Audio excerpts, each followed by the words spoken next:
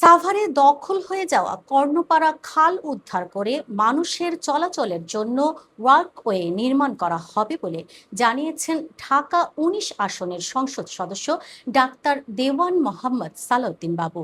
শুক্রবার বিকেলে সাভারের ব্যাংটাউন এলাকায় আয়োজিত এক সংবর্ধনা অনুষ্ঠানে তিনি একথা বলেন। এ সময় তিনি ব্যাংটাউন এলাকাকে সন্ত্রাস ও মাদকমুক্ত করারও ঘোষণা দেন। পরে তিনি সাভারের রেডিও কলোনি এলাকায় সাভার পৌরসভা পরিচালিত অস্থায়ী গরু ছাগলের হাট উদ্বোধন করেন। অনুষ্ঠানে উপস্থিত ছিলেন লায়ন মোহাম্মদ খোরশেদ আলম, বদিউজ্জামান বদি ও শরীফুল আলম। এই পাশ দিয়ে কর্ণপাড়া খাল দিয়ে ওখানে কিন্তু খালটা খনন করতে হবে এবং ওখানে অনেক জমি দখল হয়ে গেছে বলেও আমার কাছে মনে হয় ওনারাও তাই বলেছে।